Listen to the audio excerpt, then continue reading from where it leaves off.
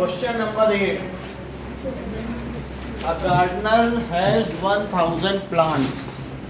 So he wants the number of columns should be equal to number of rows.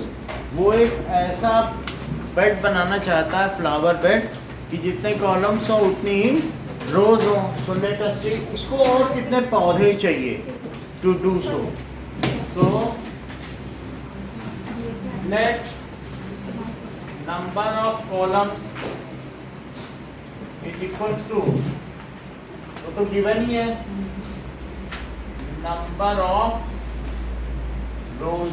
तो इस तरीके से, और ये दोनों मिला के x, so that is number of columns into number of rows is equal to number of plants sown. जो उसको बोना है, होने से नहीं मतलब वो बोएगा कितने, तो that is x into x is equals to number of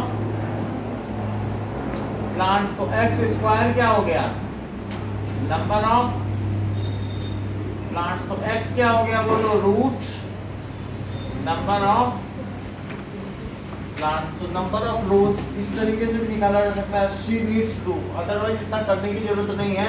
हम ये देख लेंगे कि कितने नंबर ऑफ प्लांट्स होना चाहिए कि उनका परफेक्ट रूट निकल आए. यही तो देखना होगा ना. तो 1000 तो परफेक्ट रूट नहीं होता है ना, परफेक्ट स्क्वायर रूट. तो हमें इसे बनाना पड़ेगा. तो उसके लिए कुछ और चाहिए होंगे. लेट अस इसको जोड़े बनाओ, पेयर इट. तो सृष्टि इसमें किससे हम करें डिवाइड. सो 3 3 9 100 हो गया. फिर अब क्या करना चाहिए बोलो.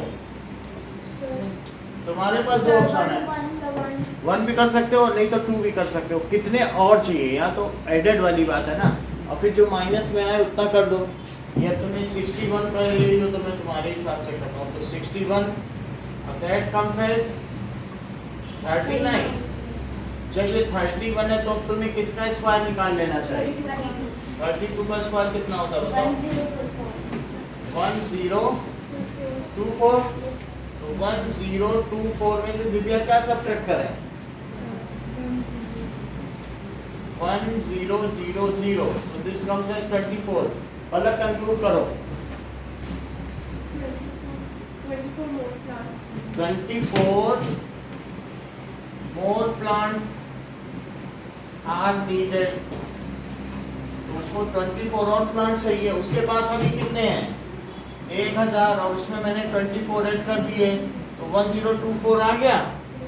मयंक 1024 का स्क्वायर रूट कितना होता है, 31. तो इतने पे ही आ जाता है, 39 बच जाएगा. हमने तो ऐड किया है इसमें, और तो उसका नेक्स्ट वाला ही रहेगा. ये लिखा नहीं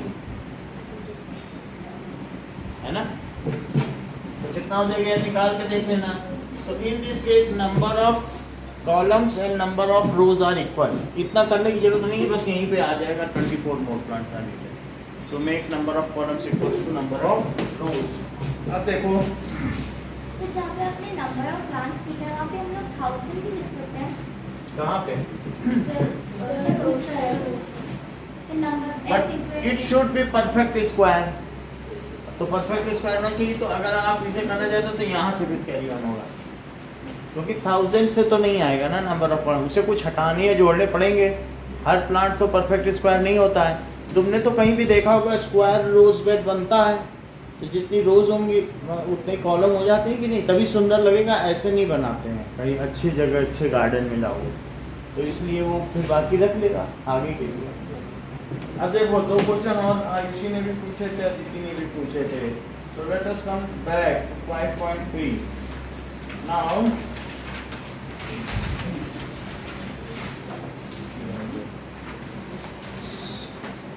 सेवेंथ क्वेश्चन देखो, एक्सरसाइज 5.3 का.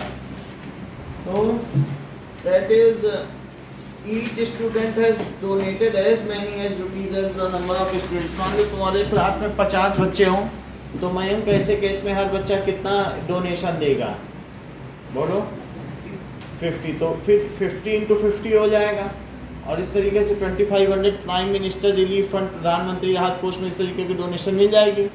तो ऐसा उसने बताया है, each student has donated that money which is equal to the number of students in the class. तो अब क्या पूछा जा रहा है बताइए, अगर मान लीजिए कितने पैसे दिए गए, तो number of students into donation by each student it is equals to total money, यही तो होगा ना, इट इज इक्वल्स टू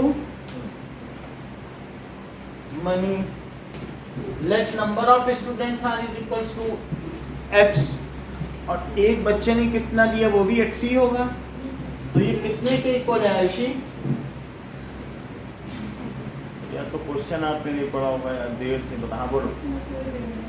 2401 पलक आप क्या करें, x square is equal to 2401, तो 2401, तो अब 2401 का रूट क्या होता है बोलो? 49, तो उसको निकाल लेना कहीं पर।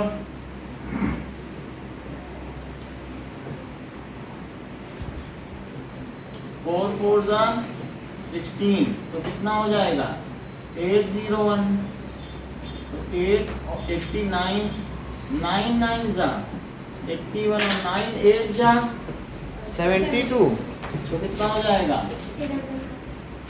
तो इस तरीके से 49 का कंक्लूड करो, 49 आ गया, कंक्लूड करो और फिर कंक्लूड करिए Ayushi. So number of students in the class is equals to 40.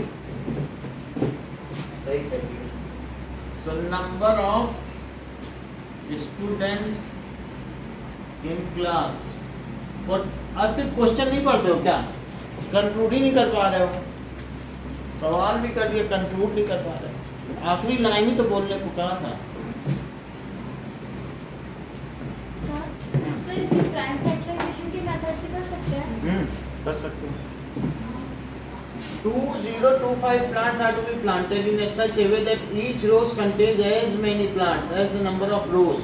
तो अब ये भी एट क्वेश्चन वैसा ही है जो हमने कवर कर दिया है। Let number of rows it is equals to number of columns, तो अब उसको x मान लो, तो number of rows into number of columns is equals to number of plants, number of plants, तो x इंटू x कितना है 2025, x square है 2025, तो x हो गया 2025। निखिल इसका रूट बताओ।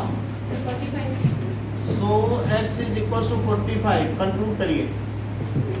So the number of rows is 45 and in each row there are 45 plants. Number of rows is 45 and in उसे आप 45 प्लांट्स भी बोल सकते हो या कॉलम भी बोल सकते हो, है ना, एक ही बात है। And in each row there are 45 plants. अगला देखो 9th question, find the smallest square number that is divisible by each 4 9 and 10। पहले इनका एलसीएम निकालो। Let us find LCM of 4 9 10, तो 4 9 10 फिर स्क्वायर रूट निकाला जाएगा। पहले 2 से करो, तो 2 9 5, फिर 2 से करिए 1 9 5, फिर 3 से करो, तो 1 3 5, फिर 3 से करिए 1 1, और 5 से करो 1 1 1। तो अब इनका एलसीएम क्या हो गया 2 इंटू 2 इंटू 3 इंटू 3 इंटू 5, है ना, 180 हो गया। लेकिन करने की जरूरत नहीं है, अब लिख देना एस 5 इज नॉट पेयर्ड, इसमें 5 क्या पेयर्ड है? तो अब हमें क्या करना चाहिए? That is divisible by each, और सबसे डिविजिबल भी होना चाहिए। वैसे ये 180 है, तो अब इसमें किसी और से मल्टीप्लाई कर दो तो चलेगा, हटा कुछ नहीं सकते हो। तो ये नंबर तीनों से अभी डिविजिबल है। एलसीएम हमेशा क्या होता है? डिविजिबल होता है। जैसे अगर मैं तुमसे पूछूं कि 10 और 15 का एलसीएम बताओ, तो वो जो नंबर आएगा वो दोनों से डिविजिबल होगा। बोलो Sir, 3, 5. आप इनका एलसीएम बताइए। ये बता नहीं रही आज, चलो हाँ तुम बताओ। हाँ 30, यानी ऐसा जैसे 10 के मल्टीपल बताओ, मल्टीपल ऑफ 10 और मल्टीपल ऑफ 15, तो 10, 20, 30, 40 टेबल हमने बोला था बोलने को। और 15 के भी जरा बताओ, 15, 30, 45, 60, 75। तो क्या 15 और इन दोनों के मल्टीपल 30 भी हैं, इन दोनों के मल्टीपल 60 भी हैं, लेकिन इन दोनों का लोवेस्ट कॉमन मल्टीपल कौन सा है? तो लोवेस्ट बताना चाहिए। और लोवेस्ट अगर 30 है तो 30 में मैं किसी और से मल्टीप्लाई कर दूं, मान लो 2 से, तो भी क्या वो 10 और 15 से डिविजिबल होगा? मल्टीप्लाई करने पे खतरा नहीं है, आप उसमें कम नहीं कर सकते हो। So find the lowest perfect square number which is divisible bye r। तो आप ये तो 180 आ ही चुका है ना, अब इससे कम नहीं कर सकते हो। जैसे इन्होंने कहा 30 है, 30 में इन्होंने कहा कि 2 से डिवाइड कर दें, तो डिवाइड करने के बाद 15 ले आई, 15 का दोनों से डिविजिबल होगा, 15 का 10 से डिविजिबल होगा। तो आयुषी ने यहाँ गलती की। आप एलसीएम तो खुद ही लोवेस्ट है, उसमें अब और क्या डिवाइड करोगे? उसका नाम ही है लोवेस्ट कॉमन मल्टीपल, अब क्या डिवाइड कर लोगे? उनको मल्टीप्लाई करने की सुविधा है और उसमें डिवाइड करने की कोई सुविधा नहीं है। तो अब तुम्हें इसके मल्टीपल में बोलो किससे मल्टीप्लाई किया जाए कि ये परफेक्ट स्क्वायर भी हो जाए और इन सब से डिवाइड भी हो जाए। Yes, it is to be multiplied.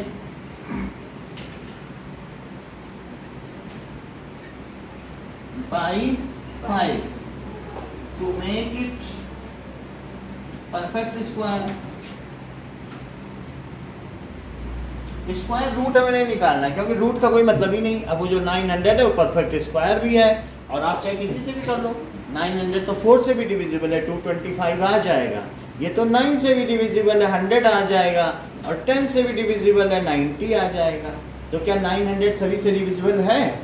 So desired number क्या हो गया बोलो? दैट इज 180 इंटू 5, क्योंकि 5 पेयर्ड नहीं था 900। आपकी समझ में आई बात कि नहीं आई?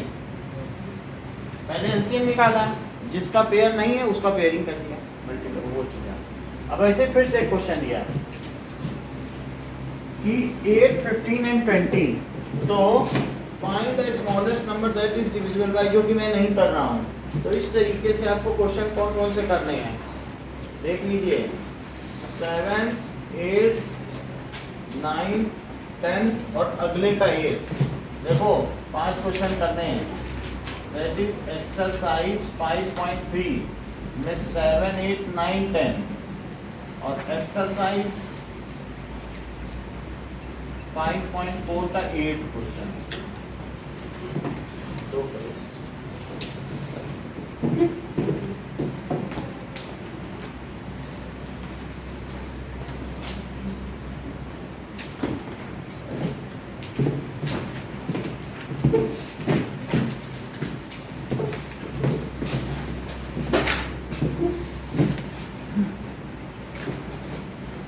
एक्सरसाइज 7.1।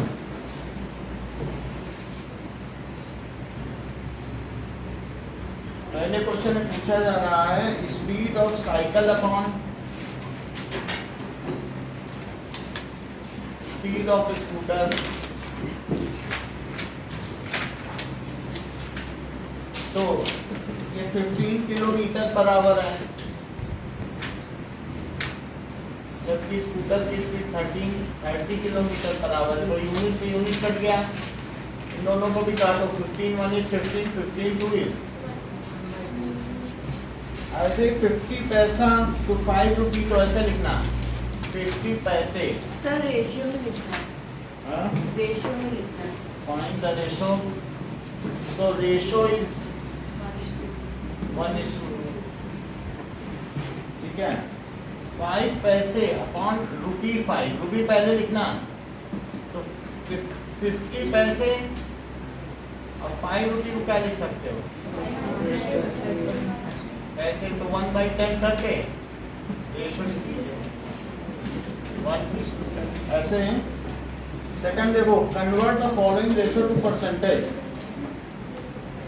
कन्वर्ट करना है। सो दैट इज जो भी रेशो है इसको परसेंटेज में 3:4, 3:4 को is equal to how much percentage, 75. तो 3/3 + 4 × 100 मतलब 3:4, 4 में 3 ना, ऐसे लिखो 3/4, 3/4 × 100, तो कितना हो जाएगा, 4 से करो, 4 2 जाए तो इट इज 75%। ऐसे सेकंड के सभी क्वेश्चन करिएगा। थर्ड क्वेश्चन देखो, 72% of 25 students are interested in mathematics. So number of students interested in mathematics या maths, it is equals to 72%. तो 72% किसका, क्या 25 का, ऑफ का मतलब इनटू होता है, तो 72%। सर हम लोग उसको 100 - 72 का भी पता कर सकते हैं कौन कितने इंटरेस्टेड नहीं है, जो भी कर सकते हैं, नॉट इंटरेस्टेड तो वैसे भी कर सकते हैं। तो इस तरीके से number of student interested in mathematics से पूछा नहीं गया है ना, तो इस तरीके से नंबर ऑफ, मैं ये कर दे रहा हूँ लेकिन ये नहीं करना है, करना होगा कि कितने इंटरेस्टेड नहीं है। So 20%. अब जरा देखो कि यहाँ कितना आ गया बताओ, 4 आ गया, 4 से इसको कट करो, 4 1 is 4, 4 8 या 32, क्या 18 इंटरेस्टेड है। अच्छा 25 में से 18 अगर इंटरेस्टेड है तो कितने इंटरेस्टेड नहीं है, 7. वही लिखो, ये भी ठीक है बेटा। तो that is 18 are interested, so number of students not interested in mathematics is 25 - 18, तो क्या लिख दोगे, ऐसे कर लेना। अब देखो, a football team won 10 matches out of total number of matches played. So if their winning percentage is 40, तो 40% वन किए हैं, so 40% of total matches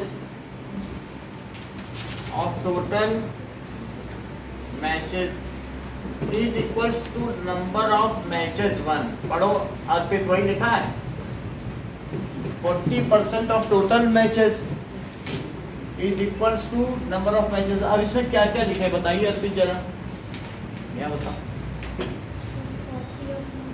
हाँ 4100 हाँ, into अच्छा 10 बता रहे, कोई बात नहीं। हाँ बोलो निकल तुम, बोलिए शौर्य।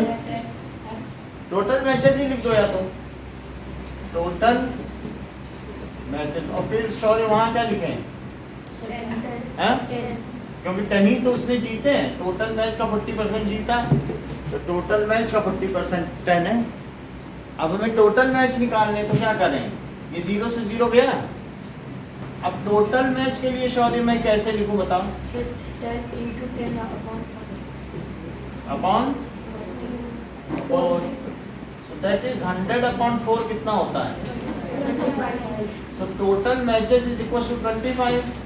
अच्छा 25 में से उसने 10 जीत लिए हैं, तो हार कितने लिए हैं, 15। सो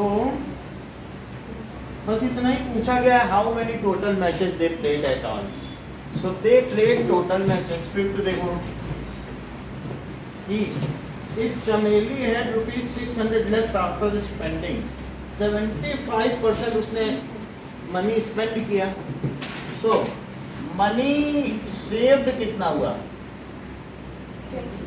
100 में से 100% में से 75 तो उसने खर्च कर दिया, तो 25%. So 25% of total money is equals to money saved. Money saved. हाँ पलक बताइए कैसे लिखे हैं? 25 upon 100, which is total money, is equal to 600. It is equals to 600.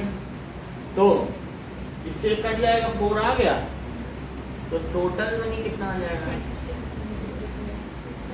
क्योंकि नीचे 4 आया है, इधर देखो, तो अब मुझे क्या करना चाहिए जसमिता बताओ? मल्टीप्लाई कर दो उधर, तो 600 into 4, so that is 2400. जसमिता conclude करो. So she saved 2400 rupees in business. So how much did have in the beginning? She has rupees 2400 in beginning. शुरू में उसके पास इतना पैसा था. 6th क्वेश्चन देखो, कह रहा है 60% people in the city like cricket, 30% football को लाइक करते हैं. ठीक है, और कैसे कैसे लाइक करते हैं?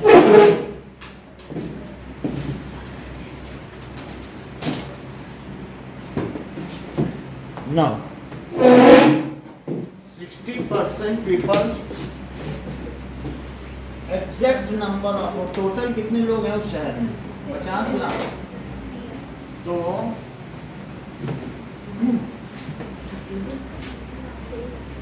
देखिए,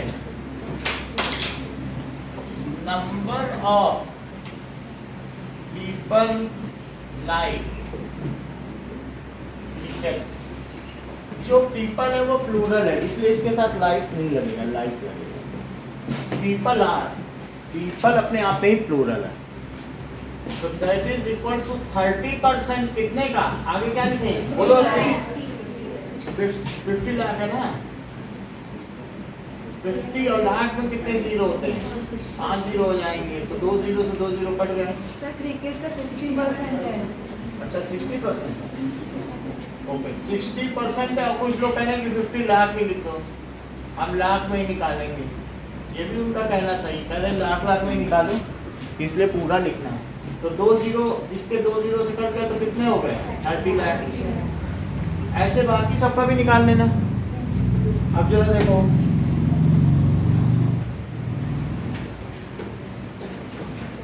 फर्स्ट क्वेश्चन का बी पार्ट करिएगा, सेकंड क्वेश्चन का बी पार्ट करिएगा.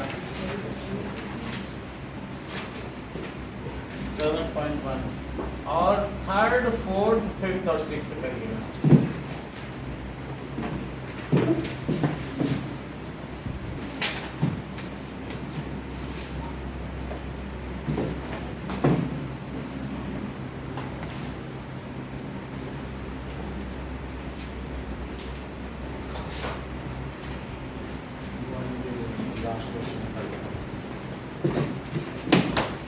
Finding discounts.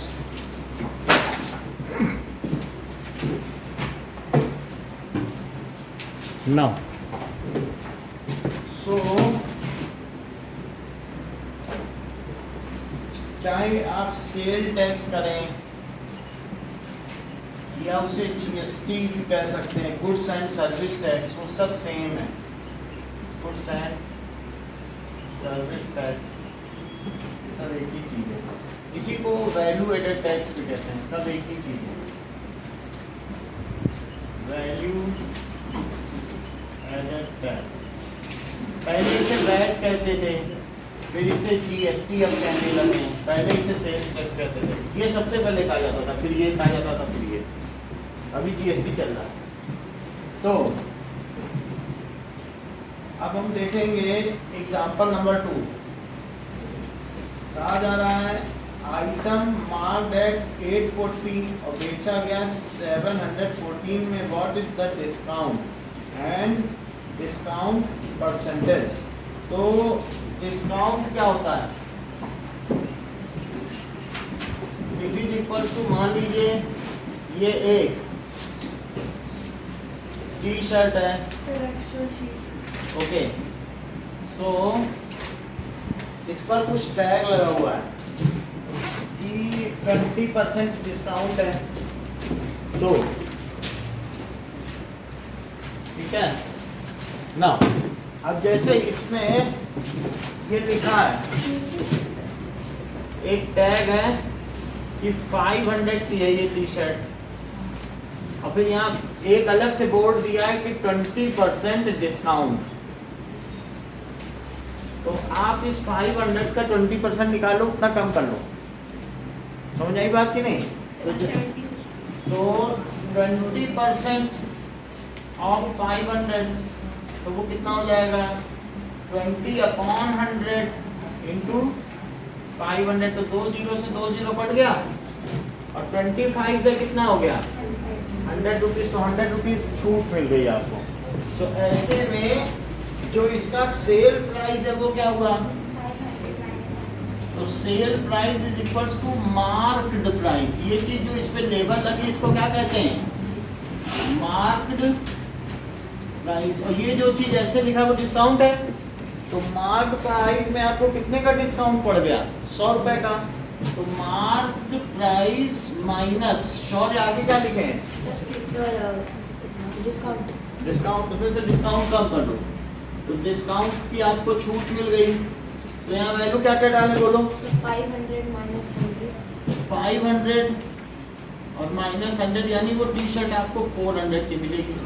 तो ये हमारा फार्मूला है कि सेल प्राइस हमेशा डिस्काउंट कम करके मिलेगा, डिस्काउंट की छूट मिल जाती है। बोलो फिर से समझो, मान लीजिए कि जैसे आपको टी शर्ट में लिखा है 500 रुपये की है, उस पर लेबल लगा है, लेकिन वहीं उस जगह पे जहाँ तुम खड़ी हो ऊपर लिखा होगा 20% डिस्काउंट, इसको नहीं बदलेंगे, लेकिन ऊपर जो एक बोर्ड है वो रोज बदलता है, उसमें 20% 15% ऐसे उनके पास बोर्ड रखे हुए हैं, तो दुकान में लाके लगा देते हैं।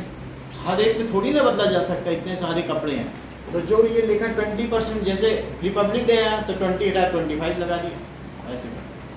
तो अब 20% डिस्काउंट किस पे मिल रहा है, इस पे मिलता है डिस्काउंट। जो मार्क प्राइस हमेशा उस पर डिस्काउंट होता है, तो उसका 20% निकालो 500 का, क्या होता है बोलो, या 20/100 इंटू 500, 2 जीरो से 2 जीरो कटा, और 25 जा 100 रुपए की छूट मिल गई। तो 100 रुपये की छूट मिल गई, तो इसका मतलब है मार्क प्राइस में से डिस्काउंट कम कर दो, उतने की मिली, तो 400 में आप टी शर्ट मिल जाएगी। बात समझ में आ गई कि नहीं? वैसे भी 20%, सेंट का मतलब समझते हो, $1 में 100 पैसा होता था, सेंट, पहले सेंट होता था, तो इन $1 देयर वर 100 सेंट्स। तो इसी तरीके से 100 में अगर 20, तो 500 में कितना 100, 100 में 20, तो 200 में कितना बताओ 40, 300 में 60, 400 में, और 500 में 100 कम कर दो। ऐसे मनी मन में ऐसे ऐसे कर लो। अब आगे देखो कि एग्जाम्पल नंबर 2 अब हम कर रहे हैं, क्या कह रहे हैं बताओ। 840 की जो शर्ट है वो कितने में मिली है, 714 में। तो अब यही फार्मूला लगाओ। अच्छा ये बताओ, अगर डिस्काउंट को मैं उधर ले जाऊं ज्योति, तो फार्मूला क्या बनेगा, या इसी को रख दो, SP is equals to MP minus discount. तो बोलो SP की जगह क्या रखूं, कितना दिया है, देखो सवाल में देखो कितने की मिली है, सेल प्राइस कितना है 714 है, तो देखो 714, और मार्केट प्राइस कितना था 840, 840 मार्केट प्राइस था, और माइनस, तो अब डिस्काउंट इधर लिख लो, 840 माइनस 714, कितने का डिस्काउंट है बताइए, 126 रुपये का डिस्काउंट है। तो समझ आया। अच्छा लेट, जो डिस्काउंट का परसेंटेज है X%, हमें पता तो नहीं है कितने का, let X% discount is given, discount is given. तो अब हम क्या लिखे बोलो, X% किसका लोगे फिर, हमेशा किसका परसेंट लेना पड़ता है, मार्क प्राइस का कि सेल प्राइस का। देखो मार्क प्राइस का ही लिया है, तो हम x% किसका लिखें बोलो, मार्क प्राइस। जो ये आएगा क्या वही डिस्काउंट होगा, जो हमने x% लिया मार्क प्राइस का, तो क्या यही डिस्काउंट था? तो this is equal to discount. अब मुझे इसमें वैल्यू डाल के दिखाओ अर्पित, कैसे डालूं, क्या क्या डालूं बताओ।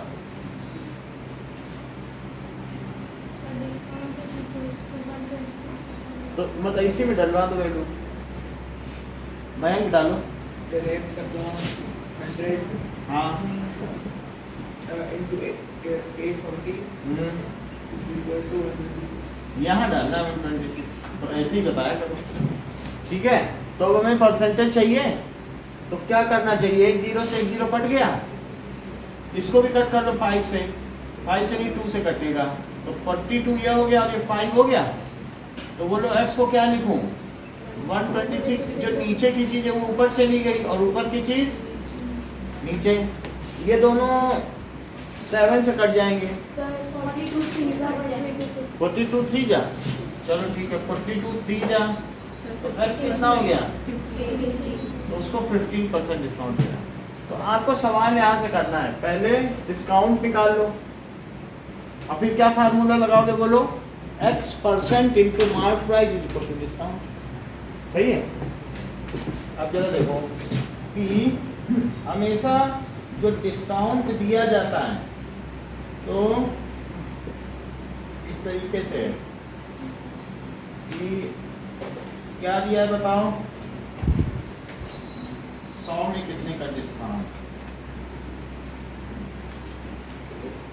देख लो इतनी बात हो गई, उसको हटाते हैं। डिस्काउंट की छूट मिलती है, तो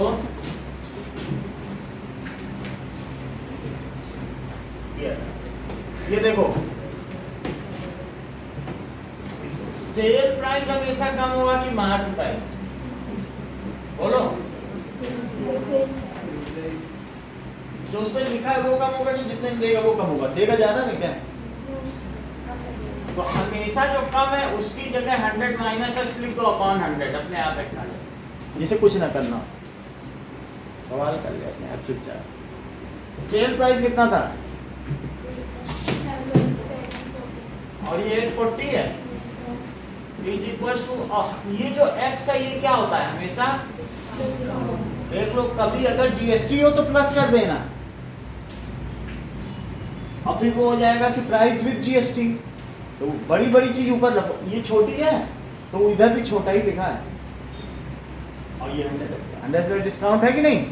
तो अब बताओ अपॉन 100, तो अब ये 100 उधर चला जाएगा, करो जरा 714 इंटू 100 और अपॉन, तो यहाँ कितना बचा बोलो, 1 0 से 1 0 कट गया, तो ये कितना हो गया 7140 अपॉन, क्या ये 7 से कटेगा, 7 1 is 7, ऊपर भी कट करो। अच्छा पलक तुम बताओ इसकी वैल्यू 7 से काटी जाए, बहुत अच्छा, क्योंकि 2 डिजिट एक साथ लिए, अच्छा बताया है। 1020, अब ये किससे कटेगा, 6 से कट जाएगा, तो 6 1 is 6, और बोलो 176, इसको कट करो 2, और 2 से इसे कट करो 85, तो कितना आ गया बोलो, 85 is equal to 100 minus x,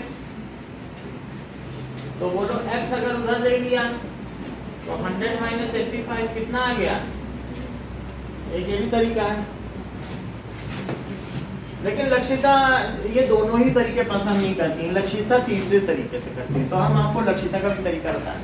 ये तो तुम्हें समझ में आ गया ना, है ना, कि कम से कम तो करो। अब तीसरा तरीका देखो, इसलिए कि 100 की चीज कितने में मिली, अगर 100 x ये 15 हो तो 100 की चीज 85 में मिली, तो अब अगला प्राइस, अगला देखो 100 माइनस x इससे उसमें से डिस्काउंट कम कर लो, उतने की मिली, वही उसका सेल प्राइस है। तो यहाँ भी हमने सेल प्राइस ही लिखा है, 100 की होती तो 85 में मिलती, तो 840 के तो कितने में मिलेगी, ये रेशो वाला ही है। फिर से देखो, समझ में आई बात, अभी समझ में आ जाएगी, ये इनका तरीका देखो तो समझ, बेसिक मेथड देखो फिर उससे ये रिलेट कर देंगे तब आ जाएगा। देखो जरा कि अगर 840 की चीज है तो उसमें छूट कितने की मिली है, कितना बताओ, बताओ यहाँ देख के बता दो ना। सब 840 की चीज तुम 714 रुपए में ले आई तो कुछ छूट भी तो मिली होगी, तुम सब्ट्रैक्ट करके डिस्काउंट निकाल लो। डिस्काउंट का क्या फार्मूला होता है बताओ, मतलब डिस्काउंट का फार्मूला कि अगर तुम 100 रुपए की चीज 80 में ले आई तो mark price minus sale price, यही होता है, वही डिस्काउंट मिल गया। देखो तो डिस्काउंट कितने का मिला, तीसरा सबसे आसान तरीका है। देखो discount is equals to marked price और माइनस बोलो सेल में लाई हो तो सेल प्राइस, सेल का मतलब है लूट मची है, दैट इज 840 और माइनस 714 तो कितना आ गया बोलो। अब देखो in 840 rupees there is discount of 126 और 840 रुपए में डिस्काउंट कितने का है, 200 में कितने का हुआ, आ गया सर। इन 840 रुपीज डिस्काउंट कितने का मिला बोलो, is of 126, so in 1 rupee discount कितने का मिलेगा बोलो, 126 अपॉन 840। तो 100 रुपए की चीज हो, क्योंकि परसेंटेज में निकालना है कि नहीं, तो डिस्काउंट कितने का 126 अपॉन 840 इंटू 100 हुआ। तो ये 0 से ये 0 कट गया। अब जरा इन दोनों को कट करो, 7 से करो, 7 वाली 7 7 2 जा, ऊपर करो 7 वाली 7 7 8 जा। अब दोनों को 6 से करो, 6 3 जा और 6 2 जा, तो क्या ऊपर 30 आ गया, वो भी कट कर सकते हैं, नहीं तो 15%। बोलो बात समझ में आई या इसी कुछ भी नहीं आई। वही चीज है कि 100 की चीज है और x डिस्काउंट कम कर दिया तो वो सेल प्राइस है, ये सेल प्राइस ही तो है 100 की सेल प्राइस, और 100 का मार्क प्राइस में कितना सेल प्राइस, तो इतने में इतना। ये यूनिट फैक्टर मेथड कोई वहां ऐसे कर दिया गया। देखो 100 का होता तो 85 में ना मिलता, x की वैल्यू 15 रख लो, तो जब ये 85 में मिलता तो ये sale price mark price. Comparing quantities ही तो है, स्कूटर की चाल अपॉन साइकिल की चाल। अब अगला देखो, समझ में आ गई बात। लिस्ट प्राइस दिया है और 20% जो लिस्ट प्राइस है वही मार्क प्राइस है, तो अब 20% डिस्काउंट है, what is the amount of discount on it and sale price. तो अब जरा देखो एग्जांपल नंबर 3, तो एक होता है लिस्ट प्राइस और एक क्या होता है सेल प्राइस। तो देवव्रत में क्या लिखूं इसके आगे बताओ जरा। लिस्ट प्राइस है 220 और सर अरे ऐसा कुछ ऐसा बता सकते हैं, फिर इक्वल्स टू 100 माइनस x। क्योंकि लिस्ट प्राइस हमेशा कम है, डिस्काउंट के केस में माइनस कर दिया करो, समझ में आया।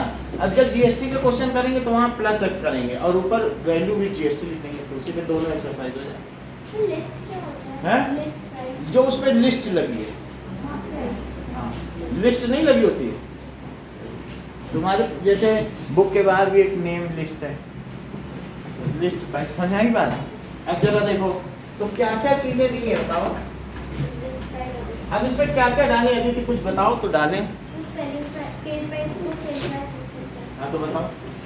Cell price upon 220, sale price upon 220 और is equal to is equal to 20%, 20 upon 100। आप बताइए, हमें मालूम नहीं है। 100 minus 100। हाँ, वो डिस्काउंट यहाँ लिखना पड़ता है, let discount is x%, x की जगह 20 लिखो ना। सर लेकिन x तो वैल्यू होगी ना कि 15 है कि 30 का। हाँ तो वो 20% डिस्काउंट है, वही x ही तो निकल जाता है 15%। ये आया था कि नहीं 15%, तो वो परसेंट डिस्काउंट है, इतना कम कर देते हैं। क्या लिखें 100 minus 20 upon 100। सही है। अब बताओ सेल प्राइस कितना हो गया, sale price equals to SP SP upon 220, SP upon 220 is equal to 80/100। तो बोलो SP क्या हो गया, 80 upon 100 into 220। तो 8/10 इंटू 220, ये 0 से 0 कट गया तो कितना हो गया 176 रुपए की मिल जाएगी। अब क्या तुम इस चीज को लक्षिता के मेथड से करना चाहोगी? कर लो। देखो 20% डिस्काउंट है, लेकिन वो डिस्काउंट किस में मिलेगा? सो 20% ऑन लिस्ट प्राइस, वही तो डिस्काउंट होता है। इसको क्या कहेंगे? डिस्काउंट। तो 20/100 और लिस्ट प्राइस कितने का है बोलो? तो ये डिस्काउंट है। तो 0 से 0 गया, 10 से 10 गया, तो कितने का? 44 रुपीज का क्या हो गया? डिस्काउंट। तो हमें वो चीज सेलिंग प्राइस उसका क्या होगा? उससे कहेंगे दुकान वाले से, भाई जो तुमने मार्क प्राइस लिख रखा है उसमें से कम 44 रुपए तो कम करो। डिस्काउंट दे रहे हो सिर्फ बोलने के लिए दे रहे हो क्या? अगर ठीक है लेन साहब 176 से दे दे। समझ नहीं है? यानी 20% ऑन लिस्ट प्राइस, तो ऐसा कर सकते हो। अब जरा देखो कि एग्जाम्पल नंबर 4 देखिए। Waheeda bot N air cooler, इतने में लाई है और उसमें टैक्स इंक्लूडेड है। एग्जाम्पल 5, तो ठीक है, कॉस्ट इंक्लूडिंग वैट, वैट के होने के साथ, और नीचे जो उस पे MRP है, MRP में कभी वैट नहीं है, कहीं भी रखो, रेशो है। चाहे साइकिल के ऊपर रख दो, चाहे स्कूटर के ऊपर, वो तो एक रेशो है। कॉस्ट इंक्लूडिंग वैट, और नीचे क्या है? Cost without VAT. ये बात है कि नहीं? Without VAT. अब जरा देखो, बोलो यहाँ क्या लिखे दिव्या?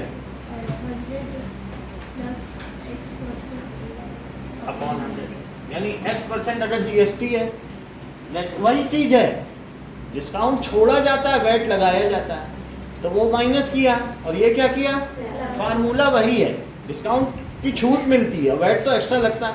कभी भी तुमने होटल में खाना खाया है? अगर 150 रुपए का डोसा है तो वो 150 नहीं लेगा, 176 लेगा। उसमें सर्विस टैक्स और न जाने क्या क्या जब भी लाता है, तो देखते हो कि नहीं देखते हो? तो वो तो एक्स्ट्रा लेता ही है, वो वैट है, वो जोड़ेगा ना।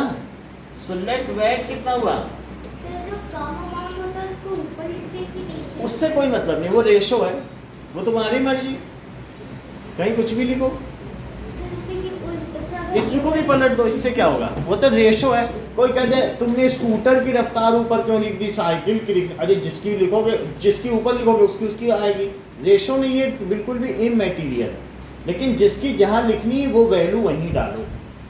इससे कोई लेना देना नहीं है कि तुम किसका रेशो निकाल रहे हो, तुम्हारा रेशो सही रहेगा, इसलिए कोई ये याद करने वाली चीज़ नहीं है। तो ऐसे लिख दिया आपको।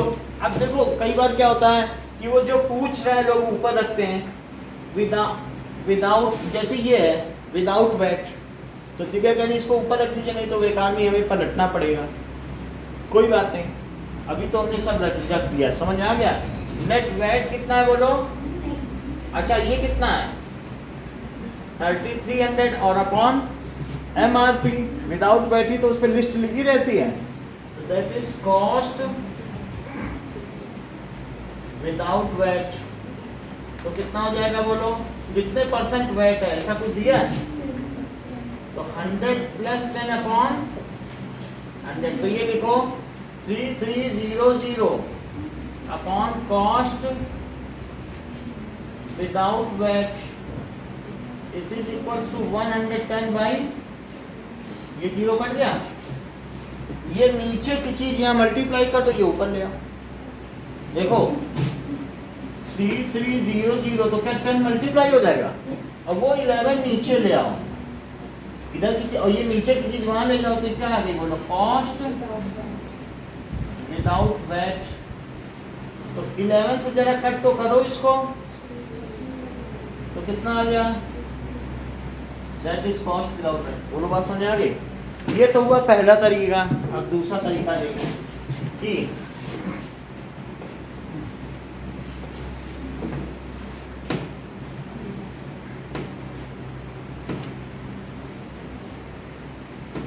देखो दूसरा तरीका कि कॉस्ट विदाउट वैट ऊपर लिख लो, cost without VAT upon cost with VAT. तो अब यहाँ राइट में एडमिट क्या लिखें?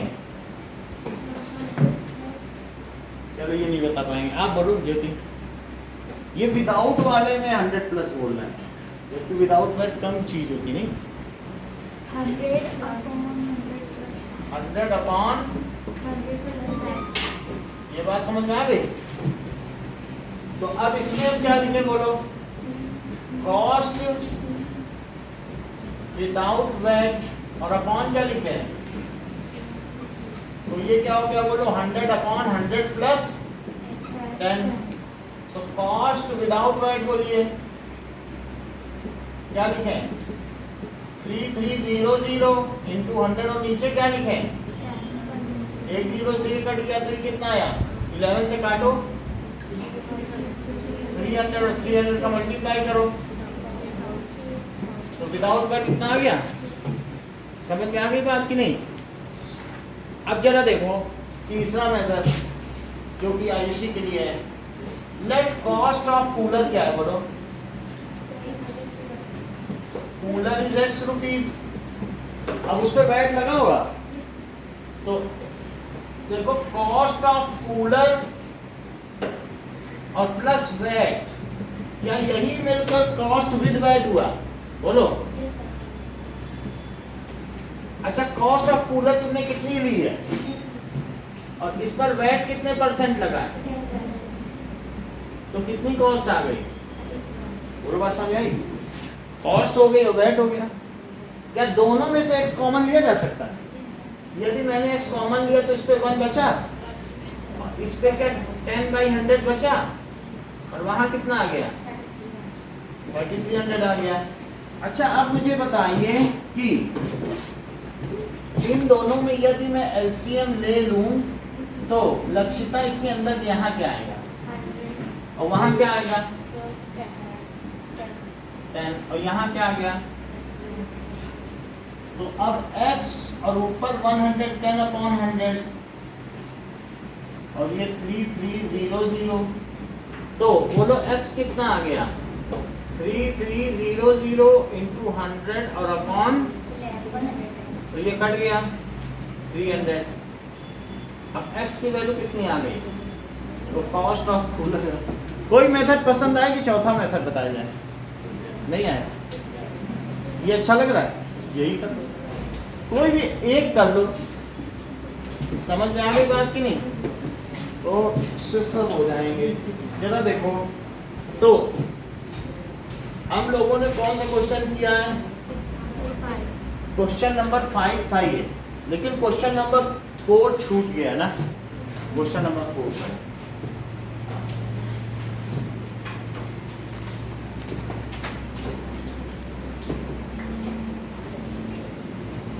example 4, that is the cost of a pair of shoes or sale tax है 5%, find the bill amount। तो ये 450 रुपए तो उसका MRP है ना, तो that is price with tax, price with tax। तुम MRP भी लिख सकते हो जो उस पर लिखा हुआ है, वही मार्क प्राइस होता है जो लिखा है मैक्सिमम रेटेड प्राइस। और यहाँ ऊपर क्या लिखा दिव्या? 100 plus और अपॉन 100 लेट टैक्स कितना है? x%। बोलो बात सही। अब वैल्यू बता दो।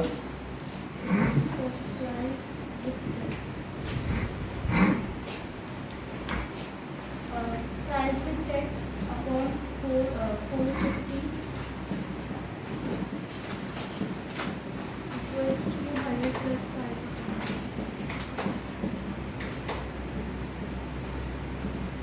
टैक्स में ऐसे ही लिखा जाएगा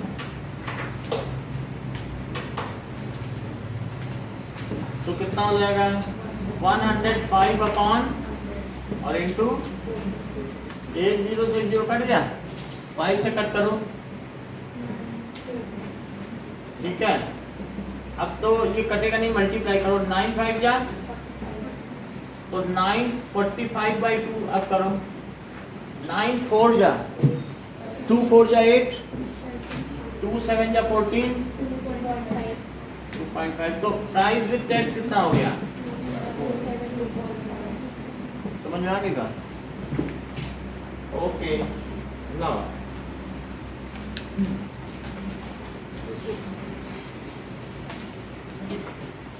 एग्जांपल 6 देखिए।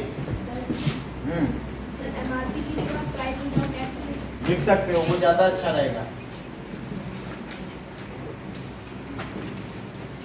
ठीक है,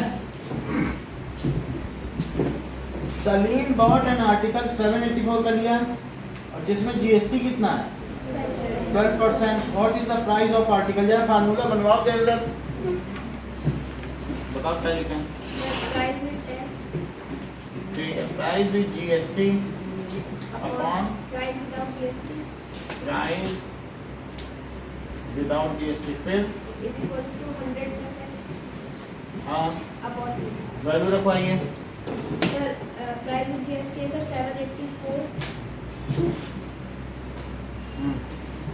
sir upon price without GST नहीं आया वो नहीं, अच्छा ठीक है, प्राइस विदाउट जीएसटी, फिर इक्वल्स टू 100 प्लस 12 100 तक पहले वैल्यू रखनी पड़ेगी, बाद में फिर करना है। ये चीज हो गई, तो 784 देख लो इंटू 100, ये चीज इधर ऊपर ले लो और 112 किधर ले लो, और ये चीज अब उधर चली जाएगी, ये नीचे है तो उधर ऊपर नहीं चली जाएगी, तो हो जाएगा प्राइस विदाउट जीएसटी। तो अब 112 है, हम लोग तो नहीं काट पाएंगे, 60 कट कर लेंगे, चलो फिर भी हम लोग 2 से करें, 4 से करें, क्या 4 से कर लें, 4 से हो जाएगा, 4 2 जा 8, 4 8 जा 32, 4 1 is 4, 4 9 is 36 और 4 6 जा, अब क्या करें 7 से, 7 4 जा 28, 7 2 जा 14, 7 8 जा 4 से कट करो तो 700 आ गया, तो 700 रुपीज क्या हो गया, प्राइस विदाउट जीएसटी। अब 5 क्वेश्चन करवाएंगे आपसे 2 से लेके 6, इसमें से एक क्वेश्चन जरूर है, ये इतने इंपॉर्टेंट है, एक्सरसाइज से ज्यादा क्वेश्चन नहीं आते हैं, एग्जाम्पल भी ज्यादा।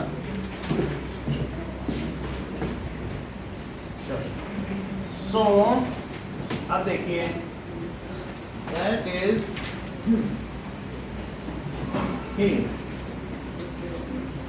an item marked at rupees 840 is sold at rupees 714. Find discount and percentage discount। तो पहला क्वेश्चन करो, तब तक मैं दूसरा लिख रहा हूं।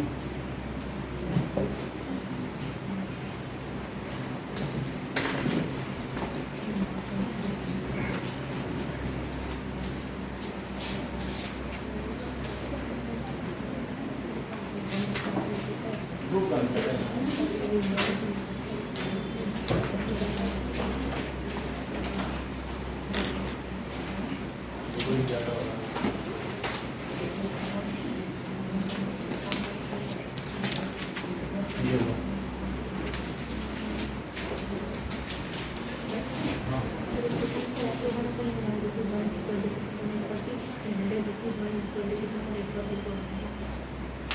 इसका क्या मतलब, 1 रुपीज सेंटेंस को पूरा बना नहीं तुम्हारा, 1 रुपीज क्या